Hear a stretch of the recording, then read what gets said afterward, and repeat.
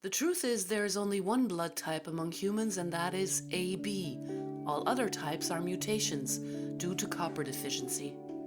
We're all created with AB blood types, with normal viscosity, a balanced pH value, and normal protein structures.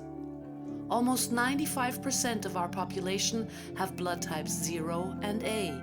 They have the thinnest blood and the lowest blood volume. And those with blood type B suffer from copper deficiency due to poisoning by blood thinners, alkaline and acidic chemicals, all non-neutral. Copper binders and copper antagonists have completely saturated our food and food chain, as well as our water sources. Due to the course of copper deficiency found in every generation, the mutated gene proteins have grown weaker. These mutations of the blood and other structures that have manifested themselves over generations serve to support the so-called genocide. Beginning in 1996, the rate of copper depletion increased significantly, coinciding with the advent of chemtrails, GMO foods, toxic mercury energy-saving light bulbs, wireless technology, the growing number of debilitating diseases and their symptoms due to the weakened immune system of humanity, resulting in decreasing lifespans. Mercury is very effective and fast-acting, and appears to be the preferred poison for this purpose, as it is found in a variety of sources. Copper is essential for the formation of healthy proteins, which are normal amino acid sequences, ensuring a balanced pH balance for blood and tissue to maintain a proper concentration of hydrogen essential to form the bonds for normal protein synthesis. Life manifests through a living being's blood. Interestingly, death rates in the age groups from 45 to 64 years have increased. But less people die at 65 and older, which is probably due to the fact that many of the 85-year-old pensioners with blood type AB had never been vaccinated in their early years. This proves that copper is the most important nutrient in the body, and that is why copper has become a prime target. Copper deficiency causes a complete loss of the blood's ability to remove toxins from the body. These toxins accumulate in various parts of the body, acidifying these sites and causing serious life-threatening illnesses. All foods these days contain more copper antagonists, blood thinners, alkaline chemicals, and copper binders, so that any copper present in the human body is rendered ineffective.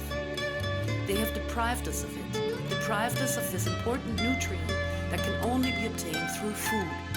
We were born with copper deficiencies not because we were born with genetic effects, but because we have been slowly poisoned with copper-depleting toxins over generations. Every proof needed can be found in the stores and in the air we breathe every day. Chemtrails, mercury, there are thousands of special additives in everything we consume. Even dietary supplements are full of copper-depleting toxins. Zinc interferes with the absorption of copper from food into the body. So, if a person takes a large amount of zinc in addition to food over a long period of time, this can lead to copper deficiency. Copper usually facilitates the absorption of iron from food into the body. Consequently, if copper is deficient in the body, the absorption of iron from the food we eat is reduced. Iron is another important micronutrient which is needed for the production of red blood cells. The mortality rate of blood type AB is low due to a long and healthy average life expectancy of even 120 years. We were just never told about this. Mercury is contained in many things. The primary sites in the body where mercury accumulates are in the brain and liver, where it inevitably breaks down copper, leading to massive DNA damage through disruption of normal protein synthesis. Mercury is very effective and fast-acting, and apparently a preferred poison for this purpose, as it is present in a variety of sources.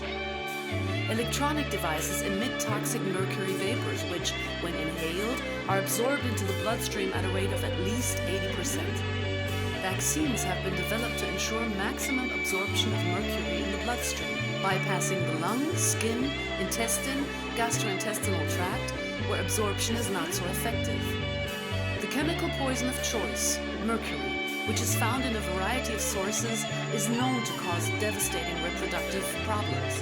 miscarriages, stillbirths, genital malformations, infertility, and inhibition of ovulation.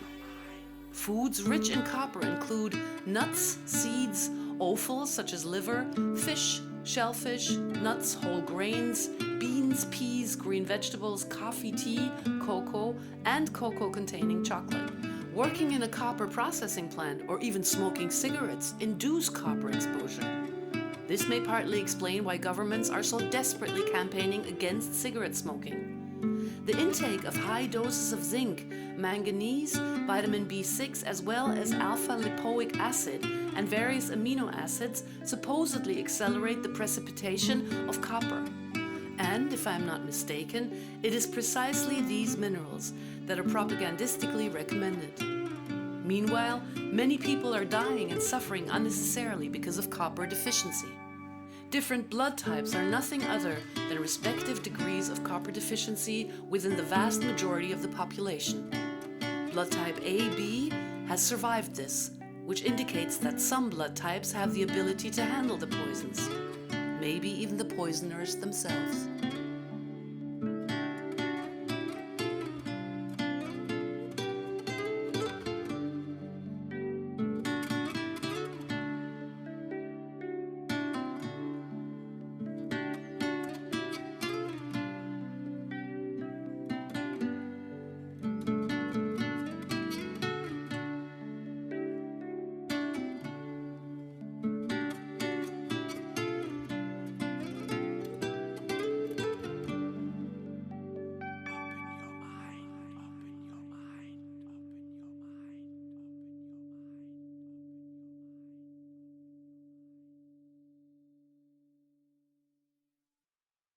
Research flash.